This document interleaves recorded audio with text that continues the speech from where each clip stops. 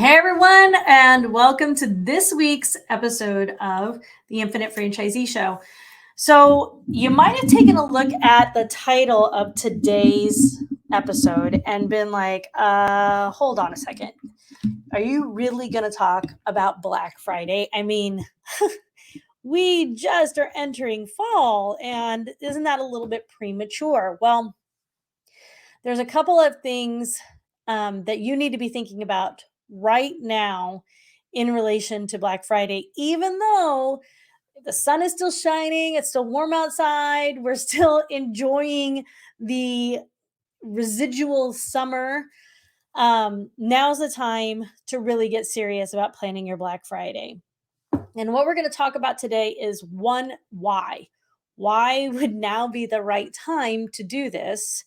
And then two, how do you plan for an amazing Black Friday? Now, of course, Black Friday got its name because in the retail world, the day after Thanksgiving for many retail locations was the day that they went from being in the red for the year to being in the black for the year, meaning they made so many sales the day after Thanksgiving that it pushed their revenue up above break even. So that's how Black Friday got its name. And that is still the potential of Black Friday. And in my opinion, it has been diluted over the years from a few factors. Number one is online shopping. Now that online shopping exists and now that Black Friday sales exist online, people are doing a lot of their Christmas shopping that way. And so for us small business owners and for all of you out there who own storefronts, that has reduced the number of people coming through your doors and spending money on Black Friday.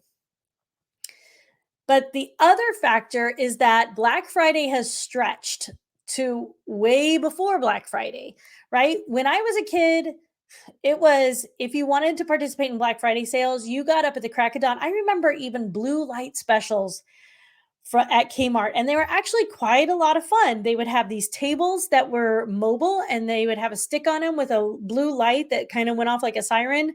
And they would do that throughout Black Friday. I remember being there with my mom, and we'd be shopping and you'd hear the woo woo, and they'd have a list of what they had planned would go on sale at what time of day, and then you'd kind of run over to where it was and try to get one of the limited items, that because the items are always in limited quantities, so you try to grab one and then add it to the cart, and it would be like this, almost like a shopping amusement park.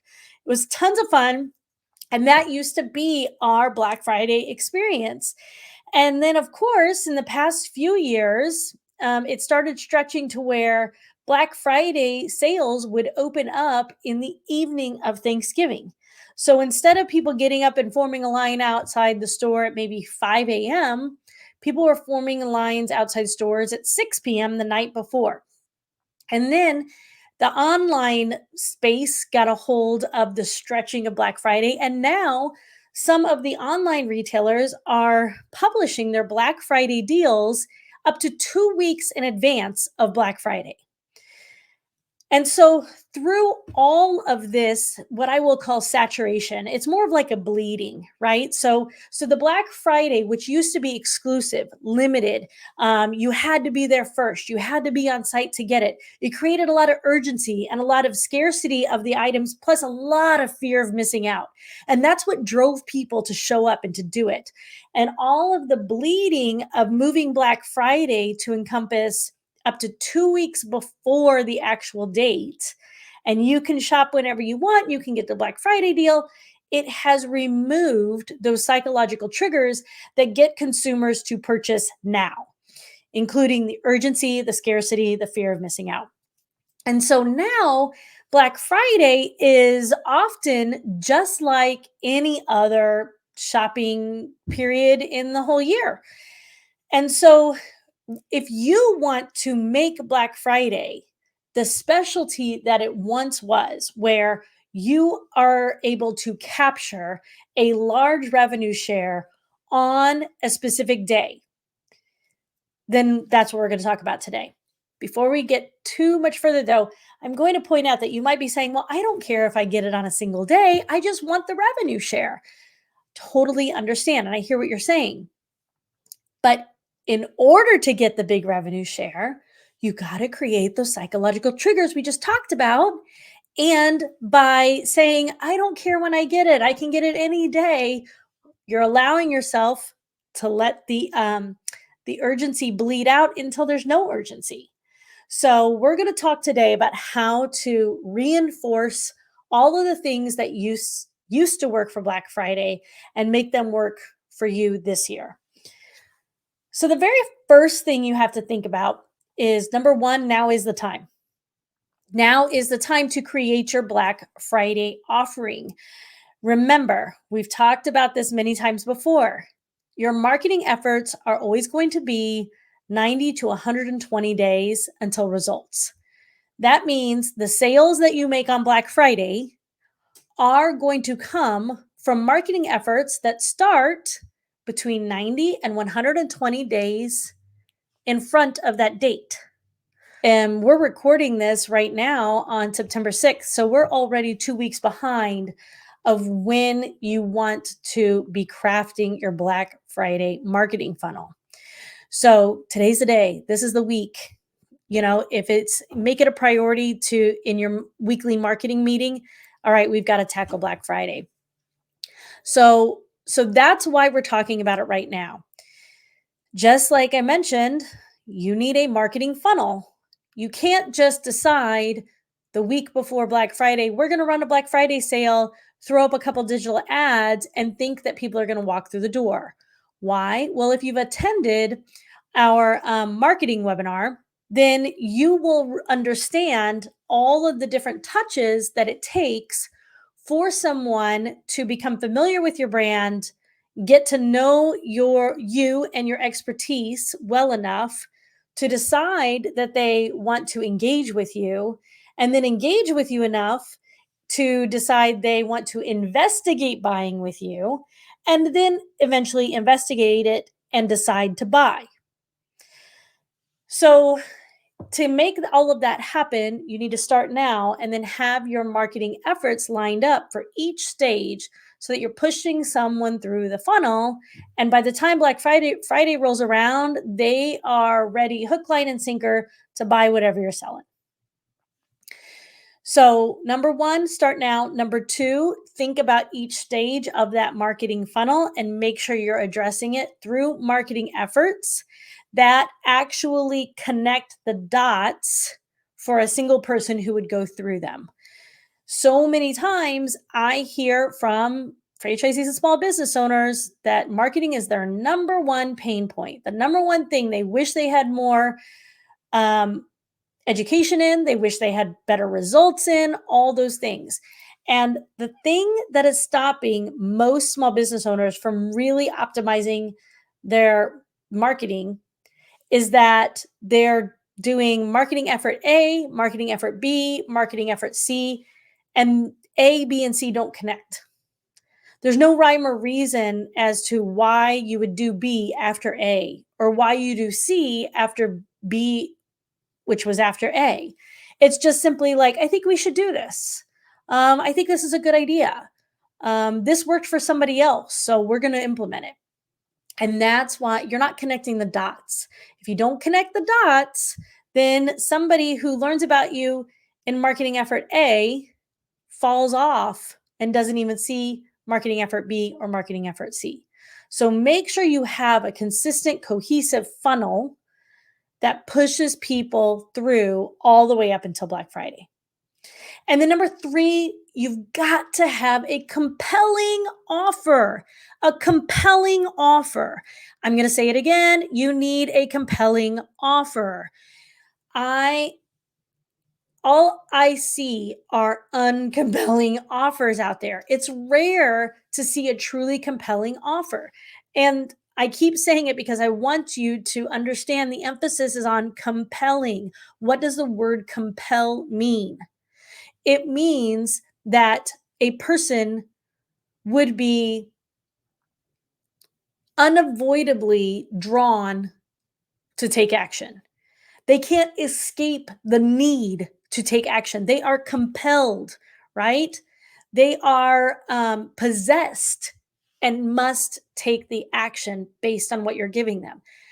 Do you think right now that your sales offers make people feel possessed to take action and to buy the product? And if the answer is no, people don't feel possessed to buy the product, driven, crave buying the product, then you're not putting out compelling offers. I will let you know that right now a sale is not compelling. A sale is not compelling. Sales are the most immature way to try to acquire a customer. It's immature. It's like when I say immature, what I mean by that is it's just elementary thinking. Oh, we'll throw out a sale and that's going to make somebody buy. People aren't buying because of the price. We always want to think that people are buying because of the price, but people are buying because your product or service fulfills a need and fulfills a desire that they have within themselves. That's why they're buying. If you have a product or service that is completely irrelevant to someone, let's give this example. If someone's walking through the grocery store and they do not have children, or their children are teenagers, and they walk through and they see that there is an insane sale on diapers, are they buying them? No, because they don't need the diapers. They don't desire the diapers. They might take a picture and send it out and say, hey, friends, if you have babies, you need to get to the store because they got an insane sale on diapers. They might help out other people, but they're not going to be compelled to buy the diapers. So a sale, even though it's called Black Friday and Black Friday sales, sales are rarely, if ever, compelling. You need to figure out what gap exists for your customer beyond the one that you're filling. So, for instance, if you are filling the gap of like a gym membership, okay, and of course we use gym memberships as examples all the time because I used to be a gym owner.